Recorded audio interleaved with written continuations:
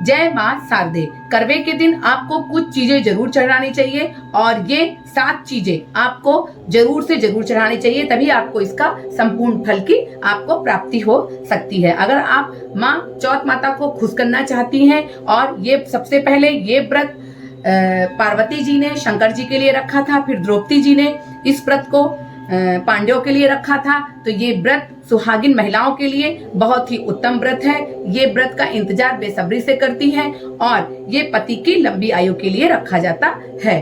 कुंवारी लड़कियां भी इस व्रत को कर सकती हैं अच्छा वर पाने के लिए। तो आज मैं आपको बताऊंगी इसका जो दिन है शुभ, वो तो आप लोग को पता है कि बुधवार को 1 तारीख को ये व्रत पड़ेगा और चंद्रोदय का समय 8:07 है जो मैंने बताया है, और जो पूजा का समय है वो मेरे पिछले वीडियो में है, तो आप उसे देख लीजिएगा। विधि वक्त आप पूजा कर लेंगे और पूजा में आपको कुछ चीजें, ये 7 चीजें आप जरूर चढ़ाएं, इससे आपको संपूर्ण लाभ मिलेगा।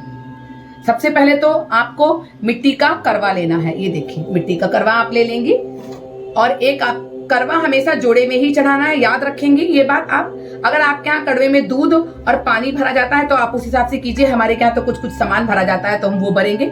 आप ये ले लेंगे, करवा लेना बहुत जरूरी है। मिट्टी का करवा आप खरीद लेंगी, एक मैके का होता है और एक ससुराल का करवा कहा जाता है। उसके बाद आपको क्या करना है, सीख जो आती है, कांस की सीख जिसके पंखे बनते हैं, तो वो सीख भी आपको लेना बहुत जरूरी। वो सीख रखना, करवे में लगाना बहुत ही शुभ माना जाता है, क्योंकि इस सीख की पूजा दीपावली के दूसरे दिन, गोवर्धन पूजा के दिन इसका बड़ा महत्व है, इसलिए। और नए चावल आपको जरूर लेने हैं। नए चावल से बना हुआ जितना भी सामान है आपको लेना है, जैसे कि खीर लेना है, चूरा लेना है, लैया भी ले सकते हैं, गट्टा ले सकते हैं आप, और नए चावल के लड्डू जिसको आप लड़वा बोलते हैं, तो आप लड्डू भी आपको बनाना है। हलवे की तरह लड्डू बन जाते हैं, बहुत ही सिंपल।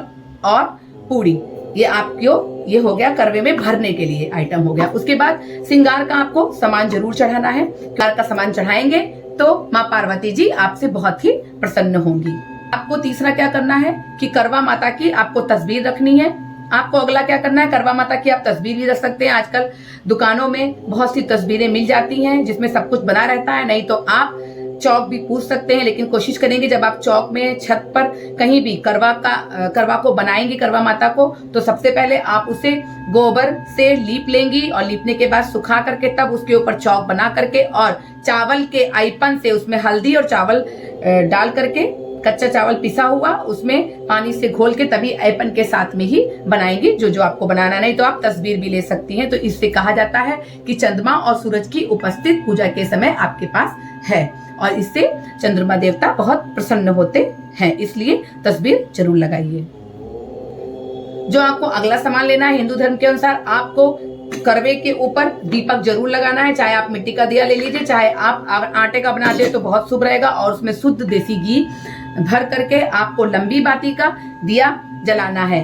कहा जाता है कि अगर आप दीपक जलाते हैं तो दीपक क्या करता है कि अंधकार से हमें रोशनी की तरफ ले जाता है और हमारे ध्यान को केंद्रित करके हमारी पूजा में एकाग्रता का काम करता है और एकाग्रता को बढ़ाता है। इसलिए उस दिन पूजा में दीपक जरूर जलाएं। करवा माता की किताब जरूर लेनी है, आपको पूजा के दौरान किताब जरूर पढ़नी है, और 16 श्रृंगार भी आपको करना सबसे जरूरी है। कोशिश करेंगे कि काले और सफेद वस्त्र नहीं पहनेंगे, आपको लाल, हरा, मेहरून और पीला कलर ही पहनना शुभ माना जाता है।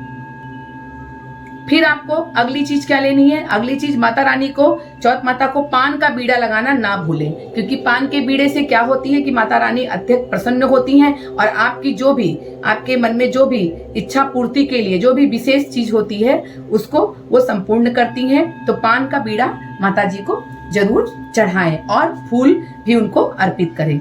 इसी बताना चाहूंगी कि जो लोग मेरे वीडियो को पहली बार देख रहे हैं तो प्लीज लाइक, शेयर, सब्सक्राइब कर दें और बेल आइकॉन को दबाना ना भूलें, ताकि मेरे आने वाले वीडियो के बारे में उन्हें अधिक से अधिक जानकारी प्राप्त हो सके। इसी के साथ मैं अगले वीडियो में मिलती हूँ। नमस्कार।